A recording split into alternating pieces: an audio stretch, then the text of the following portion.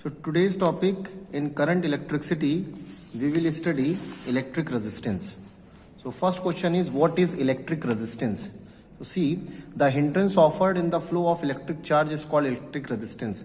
Electric charge के flow होने में जो रुकावटें आती हैं उसे हम कहते हैं electric resistance. तो लिखा हुआ यहाँ पे, the obstruction in the flow of electric current is called electric resistance. जो electric current के flow में जो obstruction आते हैं उसे हम कहते हैं इलेक्ट्रिक रेजिस्टेंस. अब ये कौन कौन चीज़ें अप्लाई करती हैं? Metallic wire, filament of bulb, ये रेजिस्टेंस प्रोड्यूस करते हैं, मतलब रेजिस्टेंस डालते हैं किसी करंट में.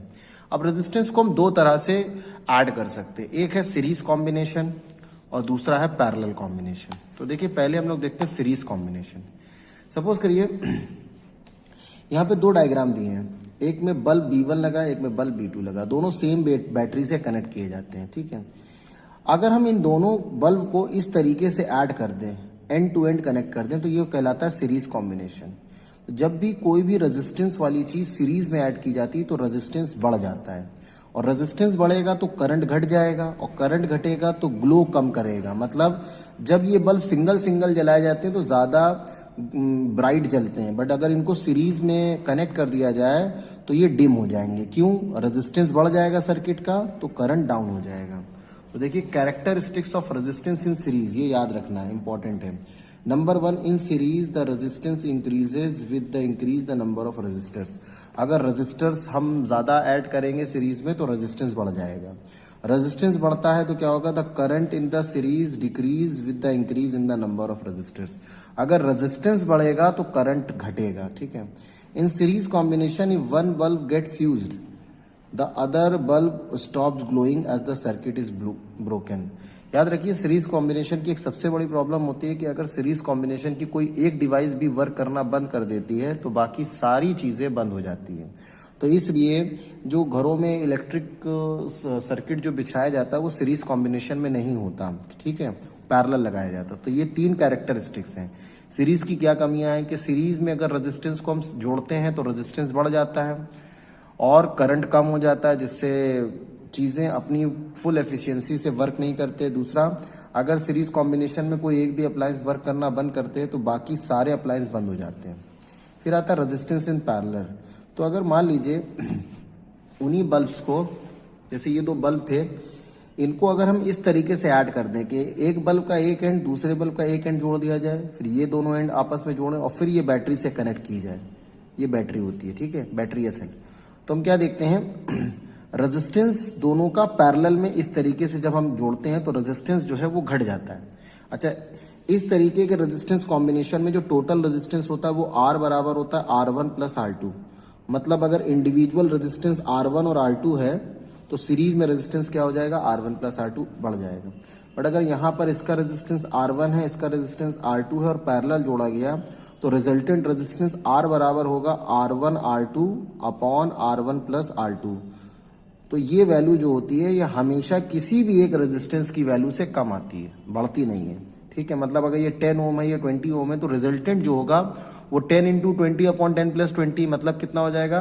200 अपॉन 30.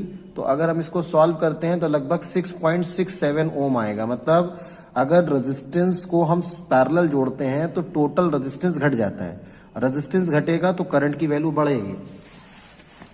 अच्छा, सीरीज में एक चीज और होती है, जब सीरीज में रेजिस्टेंस जोड़े जाते हैं तो करंट सेम फ्लो होता है, बट जब पैरेलल में जोड़े जाते हैं तो करंट अलग अलग फ्लो होता है. मतलब दोनों में बहने वाला करंट अलग अलग वैल्यू का होगा.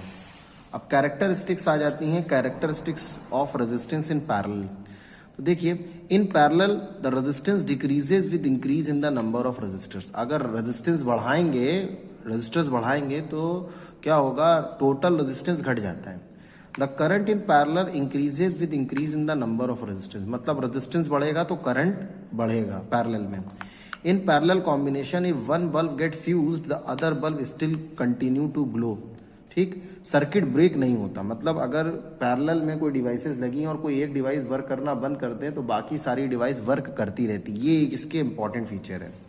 अब कहते हैं घरों में या ऑफिसेज में कौन सा कॉम्बिनेशन लगाते हैं? In home, offices, school, ETC, all electric appliances are connected in parallel. so that if one of the appliance goes off due to any reason the other may still keep on working.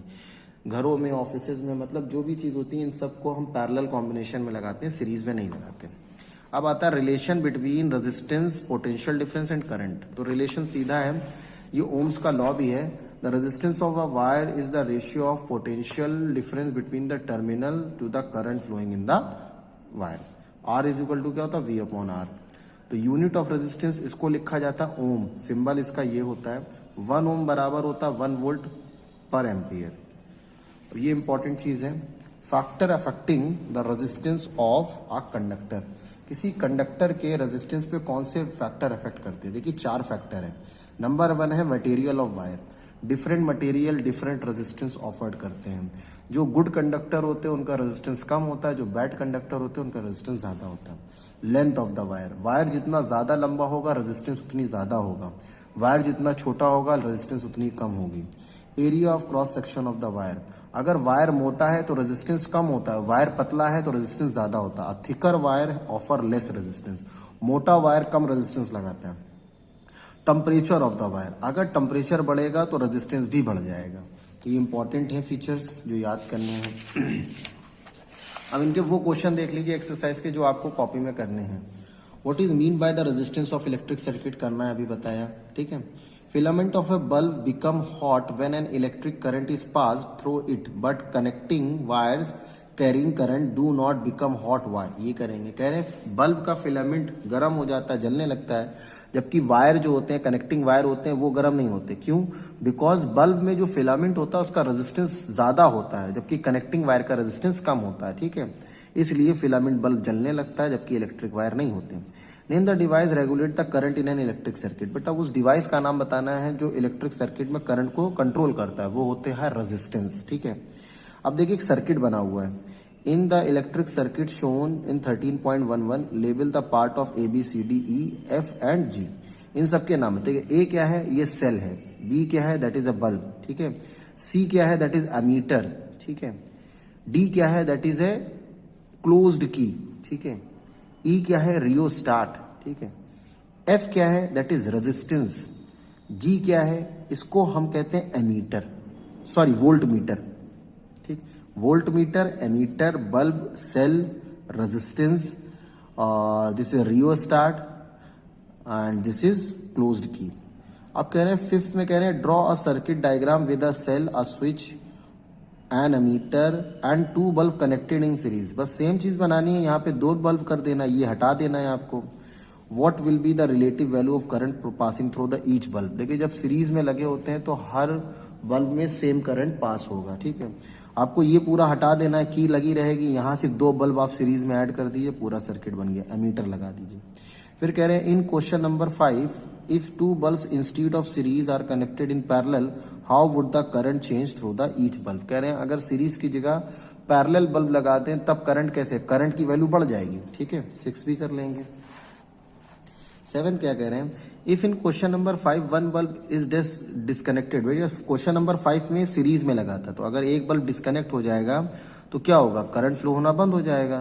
ठीक है. Circuit break हो जाएगा. If question number 6 1 bulb is disconnected. Question number 6 में बेटा parallel जोड़ा गया है. अगर कोई एक बल्ब चलना बंद कर देता है तब भी सर्किट में करंट फ्लो होगा, दूसरा बल्ब जलेगा. State 4 factors on which the resistance of the wire depends. Also state it's SI unit. देखिए 4 फैक्टर बताए थे हमने. Material of the wire, length of the wire, thickness of the wire and temperature of the wire. और फिर कह रहे हैं state the SI unit. Resistance की एसआई यूनिट क्या होती है, ओम.